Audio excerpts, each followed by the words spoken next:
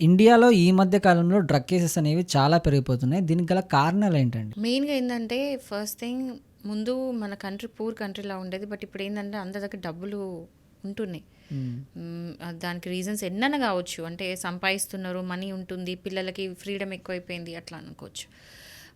Main reason అయితే money.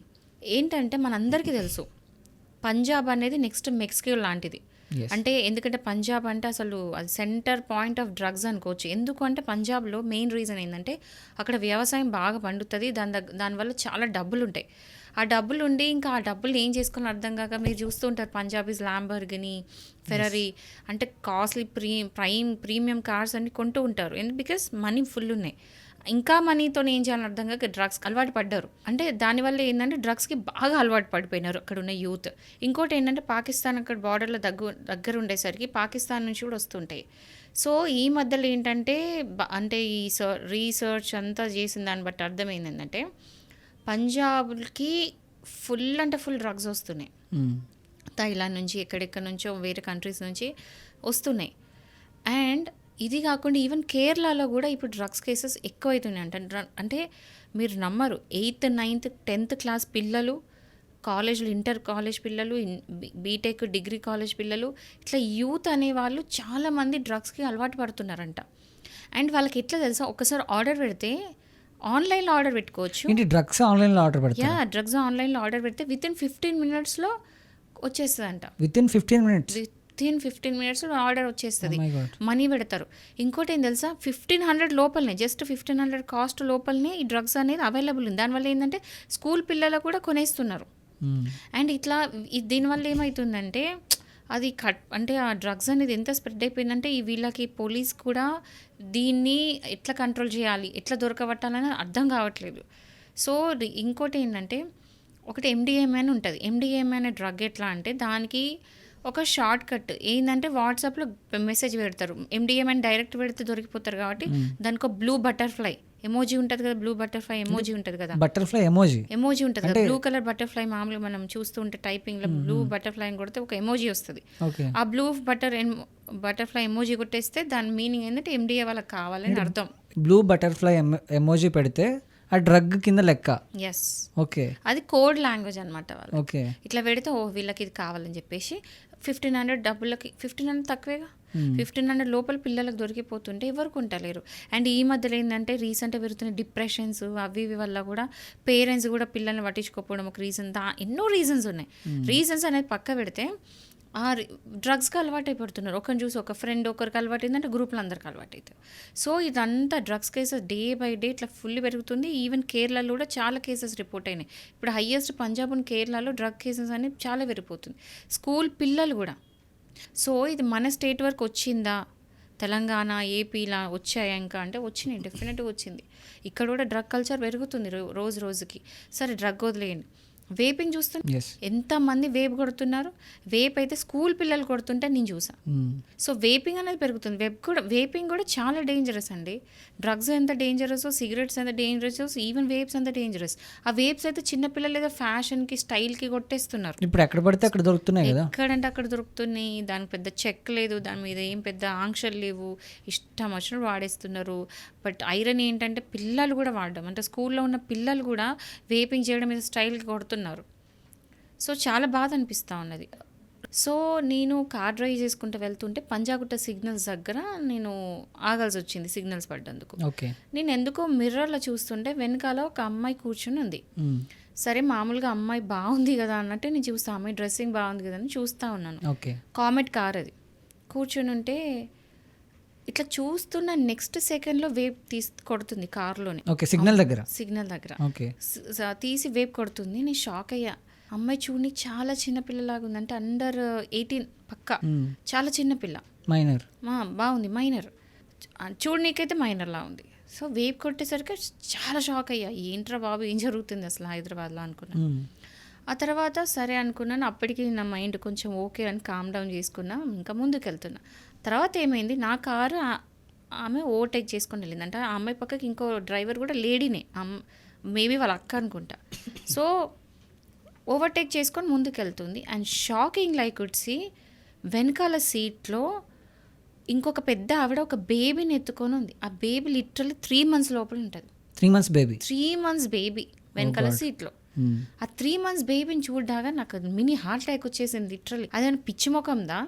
వెనకాల అంత చిన్న బేబీని పెట్టుకొని ముందర సీట్లో, కామెట్ ఎంత ఉంటుంది, ఇంత చిన్న కార్ అది, ఏసీ ఆన్లో ఉంటుంది ఆబ్వియస్లీ ఎండాకాలం, గ్లాసెస్ క్లోజ్డ్, ముందర కూర్చొని వేపు కొడుతుంది, వెనకాల చిన్న పిల్ల కూర్చొని ఉంది, నేను ఒక పెద్ద ఆవిడ ఎత్తుకొని ఉంది, మేబీ వాళ్ళ మదరో ఆంటీనో ఎవరో. సెన్స్లెస్ అసలు. నాకు అది చూసిన తర్వాత నేను ఒక 1 hour దాకా ట్రామటైజ్ అయిపోయా. ఏంటి అసలు వీళ్ళకి రెస్పాన్సిబిలిటీ లేదా? కొట్టుకోండి డబ్బా, కొట్టుకోండి, మీ హెల్త్ని మీరు ఖరాబ్ చేసుకోండి, కానీ చిన్న చిన్న పిల్లల హెల్త్ ఖరాబ్ చేసిన హక్కు ఎక్కడుంది? ఎందుకు అది చూసిన తర్వాత నాకు ఎందుకు దాని మీద పాడ్కాస్ట్ చేయాలా అనిపించింది. డ్రగ్స్ అనేది పెరుగుతుంది, వేపింగ్, సరే సిగరెట్స్ అయితే ఎప్పటి నుంచి ఉంది, బట్ ఈ మధ్య రీసెంట్ ట్రెండింగ్ అయితే వేపింగ్. ఇవన్నీ చాలా డేంజరస్, ముఖ్యంగా పిల్లలకి. రీసెంట్గా ఒక 21 years టీనేజర్ అనుకోండి, లేకపోతే అతను హాస్పిటల్ అడ్మిట్ అయినాడు. ఎందుకంటే డైలీ వేపింగ్ అంట, కంటిన్యూస్ వేపింగ్. దానివల్ల లంగ్స్ మొత్తం ఖరాబ్ అయిపోయింది. హాస్పిటల్ అడ్మిట్ అయ్యాడు అండ్ చావు బతుకులో ఉన్నాడు. ఇట్లాంటి ఇన్సిడెంట్స్ ఎన్ని వింటలేము. సో పిల్లలకి వేపింగ్ అంటే ఏంటో తెలియట్లా, దాని కాన్సిక్వెన్సెస్ ఏంటి, దాని ఎఫెక్ట్స్ ఏంటనే తెలియట్లా, ఏదో స్టైల్ కొట్టేస్తూ ఉన్నారు. ఇలా ఉంది పరిస్థితి. సో వేపింగ్ పక్కన పెడితే డ్రగ్స్ అనేవి చాలా ఎక్కువ అవుతున్నాయి. అసలు ఈ డ్రగ్స్ అనేవి ఎక్కడి నుంచి వస్తాయి? ఈ డ్రగ్స్ ఎక్కడి నుంచి వస్తున్నాయి అంటే స్పెసిఫిక్గా ఏం చెప్పలేము, ఎందుకంటే ఇది కనిపెట్టడం కూడా చాలా కష్టం అవుతుందంట. ఎందుకంటే కేరళలో అయిన దాని గురించి చెప్తా.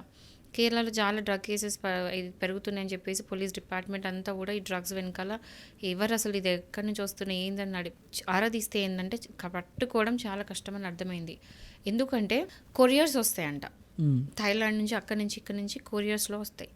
ఆ కొరియర్స్ ఏంటంటే అది ట్రేస్ చేయడం కూడా కష్టం, లోపల బయటకి అయితే ప్యాకింగ్ చేసి లోపలికి అయితే చేసి. సో వీళ్ళు ఆ తర్వాత అది వచ్చిన తర్వాత వీళ్ళు ఆ డ్రగ్స్ అనేది లిప్ గ్లాసెస్ లాగా, లిప్ గ్లాసెస్ అమ్మాయిలు వాడే లిప్ గ్లాస్లలో, పెన్స్లలో, అట్లాంటి వస్తువులలో పెట్టి అమ్ముతుంటే ఎలా కనిపెడతారు అంటే అసలు ప్రతి ఒక్క వస్తువుని సర్చ్ చేసుకుంటూ వెళ్ళలేరు కదా. సో ఎక్కడి నుంచి వస్తున్నాయి కనిపెట్టడం కష్టము. ఈవెన్ సేల్స్ జరుగుతున్నప్పుడు కొనేటప్పుడు కూడా పట్టుకోవడం కష్టము. అంటే కొత్త కొత్త టెక్నిక్స్ కనిపెడుతున్నారు.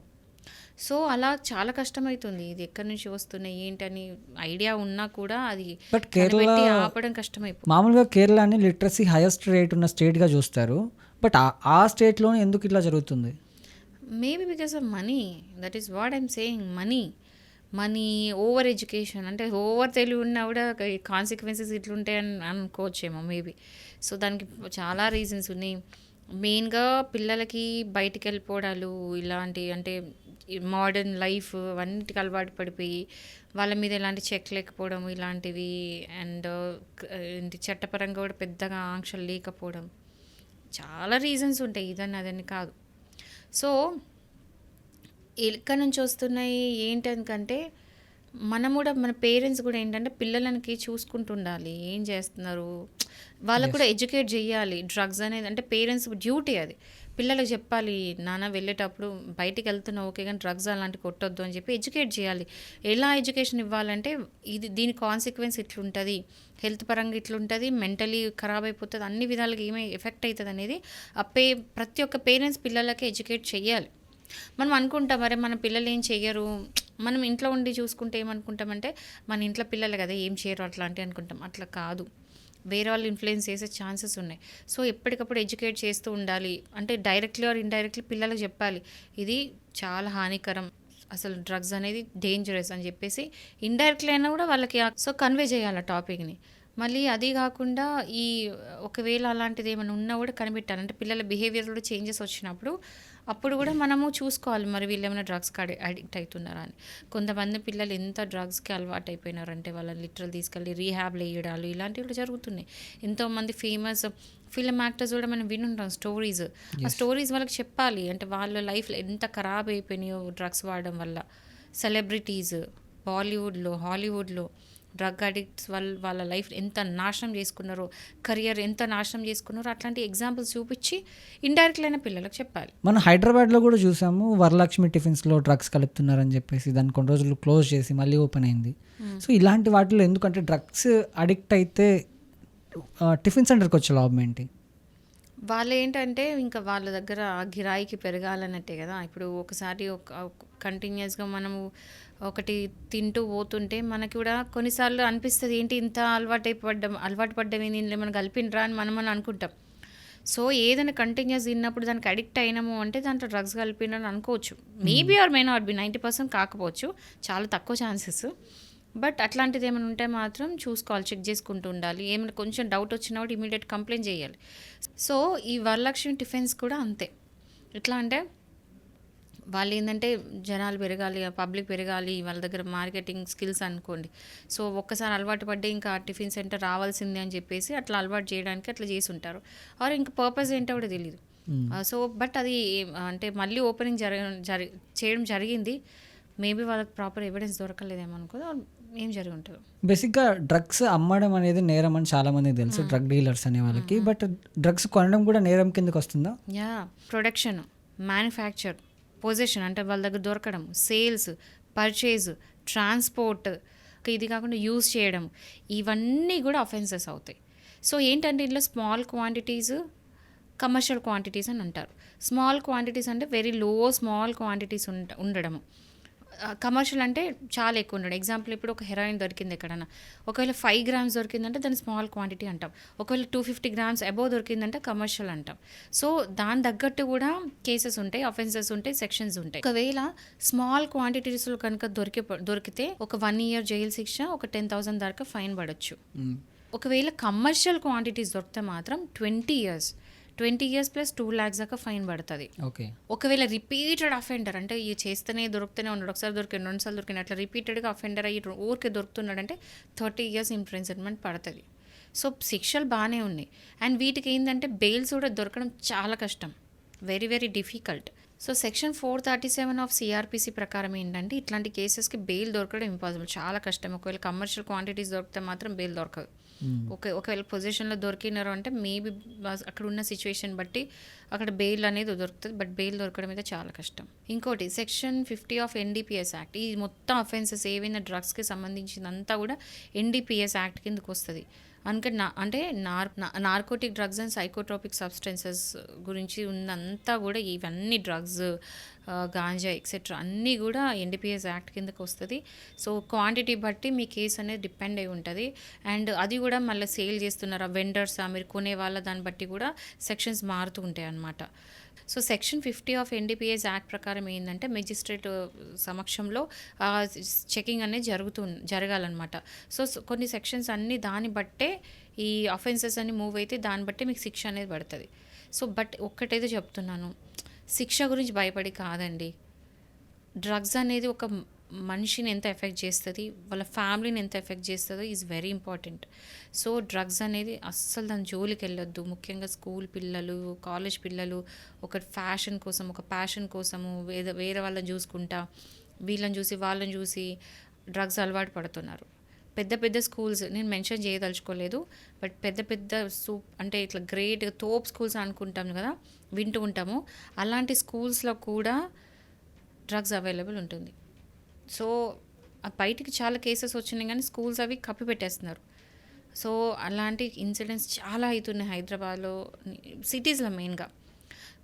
చాలా జాగ్రత్తగా ఉండండి, పిల్లలు, పేరెంట్స్ అందరూ జాగ్రత్తగా ఉండండి. And say no to drugs.